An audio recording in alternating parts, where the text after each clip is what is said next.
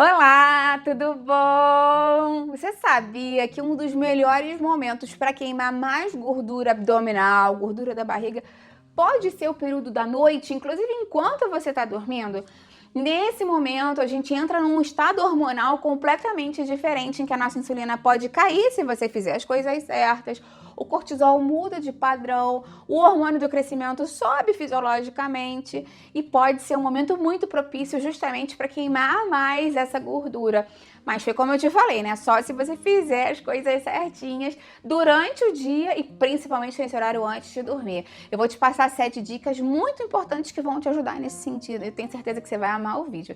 Fica aí até o final que você não vai querer perder. Antes de começar, eu quero te perguntar se você gostaria de perder barriga, se é a área do seu corpo que mais te incomoda, o acúmulo de gordura ou não. Tem gente que sente que a barriga tá maior, mesmo estando relativamente dentro do peso. Isso acontece ou não com você? Ou você acha que você ganhou peso mesmo no corpo todo? Eu vou adorar ver o seu comentário. E me diz, inclusive, a sua barriga, aquele estômago mais alto ou é aquela barriga mais baixa de pochete? Escreve isso pra mim pra eu poder trazer mais vídeos pra te ajudar. Primeiro passo, então, é a gente pensar em manter a nossa insulina em controle. A gente sabe que a insulina é um hormônio que é um hormônio anabólico, ou seja, ele armazena, acumula energia no nosso corpo. E quanto mais glicose a gente tem circulando, mais insulina a gente vai secretar. E se você tiver feito um exercício físico ali naquele momento, ok, a glicose vai ser utilizada pelos músculos. Eu até vou falar mais disso depois pra você. Agora, se você consome muito carboidrato, principalmente carboidrato de alto índice glicêmico em grande quantidade, você vai ter uma maior secreção de insulina. E essa insulina vai fazer o quê? Com que essa glicose seja guardada nas células adiposas de gordura. E a gente já sabe que estatisticamente, né, que as células preferidas são as da região visceral central abdominal. Então você vai ter uma maior tendência de acumular gordura. Se a sua insulina está alta o dia inteiro, a tendência é que você fique sempre no modo anabólico, ou seja, de guardar energia, guardar caloria, guardar gordura, do que catabólico.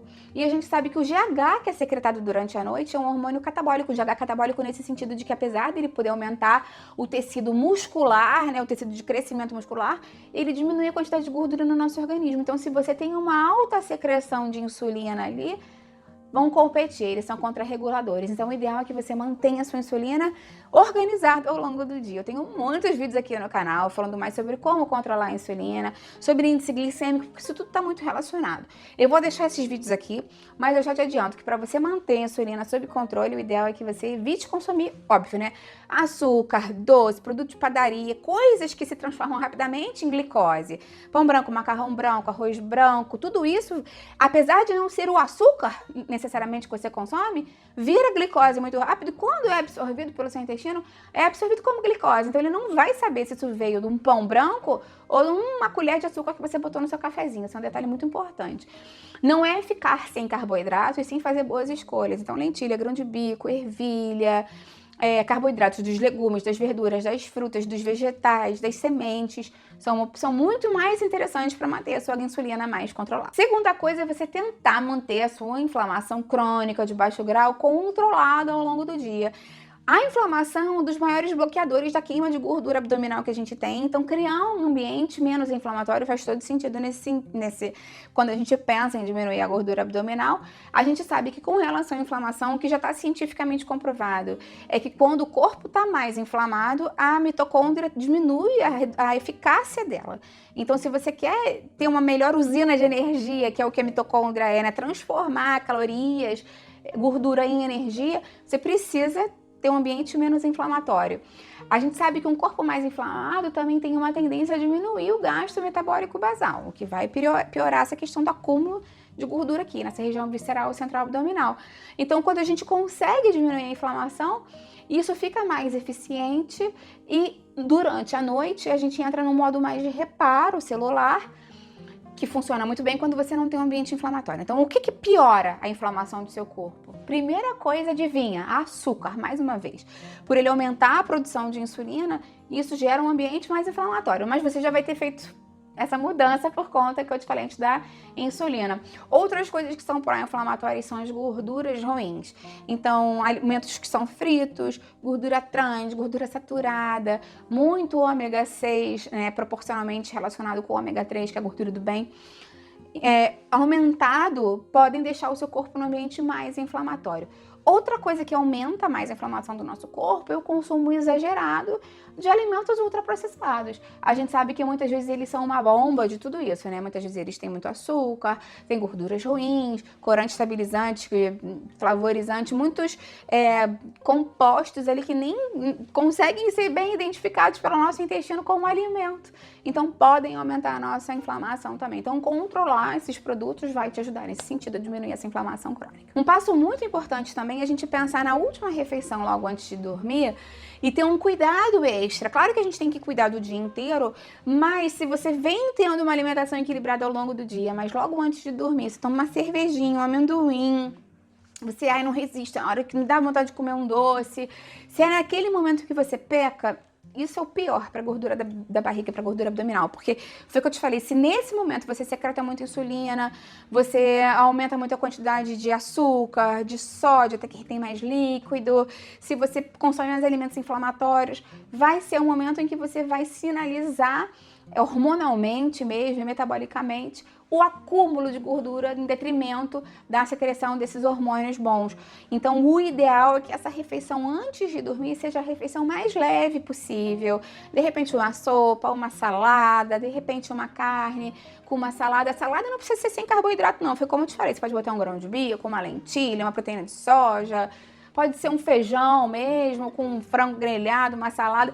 Não precisa ser só uma coisa leve, digamos assim. Pode ser comida de prato, mas equilibrada e pensando em controlar essa quantidade dos carboidratos, principalmente antes de dormir, para ter um bom resultado nesse sentido. Cuidado para não ficar com uma alimentação muito leve ao longo do dia e chegar na noite completamente faminto e botar tudo a perder, justamente porque quando chega nesse momento, seu corpo tá muito faminto e pedindo muita comida, e aí fica mais difícil de você conseguir se segurar. Lembra que se você mantiver um bom aporte de proteínas e de fibras ao longo do dia e gorduras boas, você vai conseguir manter a insulina baixa, saciedade e não vai ter aqueles picos e quedas de glicose, de açúcar do sangue, de insulina. Então vai conseguir manter a fome mais controlada e evita comer tanto no final desse dia. Outra coisa que é super importante é você aumentar o gasto calórico não dependente do exercício físico. Cada vez mais isso é falado na ciência para a gente lembrar também de olhar para o nosso gasto calórico do dia a dia, das nossas atividades do dia a dia. Por que eu te falo isso? Porque tem pessoas que falam assim, eu faço 30 minutos de esteira todos os dias. E depois não fazem nada, ficam sentados o dia inteiro, ou trabalhando, ou vendo TV, ou mexendo no celular. São altamente sedentárias, apesar desses 20, 30 minutos que fazem de exercício. Melhor do que nada, mas os estudos já verificaram que quando a gente consegue aumentar esse gasto com atividades que não são exercício, isso vai influenciar muito o nosso metabolismo basal, a resistência à insulina e o uso de gordura como combustível ao longo do nosso dia. Então, isso vai fazer com que você gaste mais calorias sem perceber e, além de tudo, é bom para a nossa saúde cardiovascular, para o nosso metabolismo como um todo. Então, o ideal é que você tente ser mais ativo ao longo do dia. O que isso quer dizer? Ao invés de pegar o elevador, tenta subir e descer as escadas.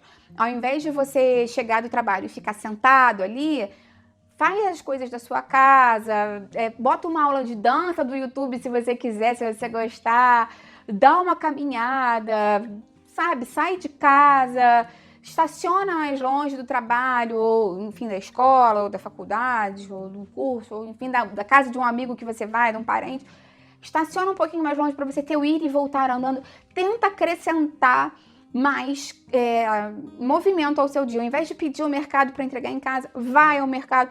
Sabe, coisa assim que você pode fazer mais atividades que não são exercício, vão te ajudar também na gordura abdominal, já está cientificamente comprovado. Outra coisa importante é a gente lembrar o papel do sono nessa questão do acúmulo da gordura visceral central abdominal, né? Dormir da maneira correta pode ser um grande aliado para manter essa gordura controlada e aumentar a queima de gordura, inclusive durante a noite, porque dormir não é só apagar, né? O nosso corpo, ele precisa entrar no estágio certo do sono profundo, reparador, contínuo, para conseguir ter a secreção de vários hormônios que são importantes. Então, quando a gente dorme de forma correta e profunda nas horas necessárias, né, que a gente sabe que pelo menos 7 ou 8 horas de sono por noite, a gente consegue ter a secreção do hormônio do crescimento, a queda do cortisol noturno, que é esperada e é fisiológica, e uma maior mobilização da gordura visceral nesse momento. Então, o GH é um hormônio fortemente lipolítico, né, como eu te falei, e ele age diretamente na gordura abdominal. Então, por isso que as pessoas que falam assim, eu não consigo dormir tão bem, normalmente são pessoas que têm essa gordura abdominal mais predominante. Além disso, a gente sabe que as pessoas que dormem pior fazem escolhas piores de alimentação ao longo do dia, não tem tanto controle assim do que come, porque já está muito cansado, o cérebro já não consegue lutar contra as tentações alimentares também. E são pessoas que fazem menos exercício físico porque estão cansadas. Quem vai querer ir para academia ou fazer um exercício em casa se está cansado, né? Ninguém. Então, dormir bem vai te ajudar na parte hormonal e na parte de escolhas alimentares no dia seguinte e do exercício físico também. Outra questão importante é o consumo de água, que claro que deve ser estimulado durante o dia. A gente sabe, inclusive, que a água é super importante para a lipólise, para queima de gordura, para o metabolismo como um todo. Só toma um cuidado para não consumir muita água antes de dormir, porque normalmente as pessoas que consomem muita água antes de dormir acordam de madrugada para urinar e isso prejudica justamente o seu sono, né? Ele faz com que seja um sono menos profundo, menos reparador e prejudica nesse sentido.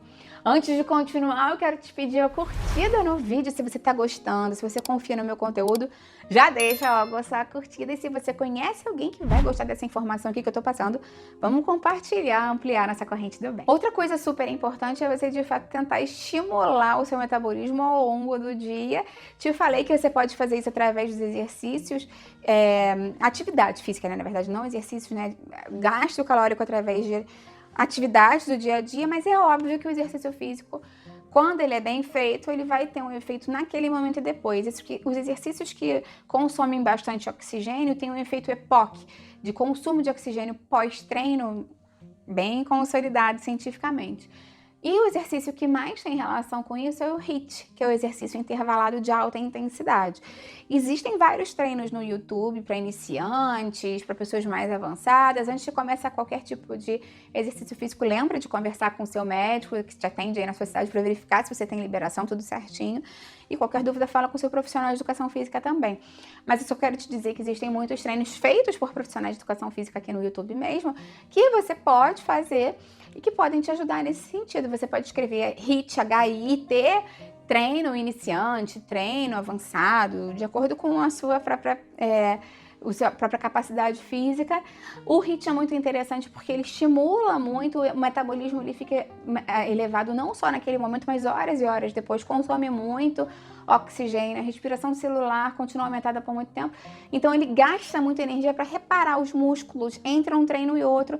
Normalmente esse efeito do HIIT pode durar de 12 a 48 horas após o treino, mantendo o metabolismo mais ativo e justamente ajudando a queimar mais essa gordura abdominal, mesmo que você esteja em repouso depois. Se você não sabe o que é o HIIT, como eu te falei, o treino intervalado de alta intensidade, normalmente ele é feito com um estímulo muito grande de exercício, por exemplo, polichinelo, agachamento, flexão, exercícios assim, em que você faz por um período de tempo, digamos assim, 30 segundos, o máximo que você pode, e depois você fica, por exemplo, 1 minuto andando no mesmo lugar, esperando a frequência baixar, e depois sobe de novo, abaixa e sobe. Essa questão desse intervalo sempre vai depender de profissional para profissional e da própria capacidade física da pessoa. Última dica também super importante é você tentar aumentar a sua massa muscular. É diferente o exercício do HIIT, porque é quando você faz um trabalho de musculação diretamente focado.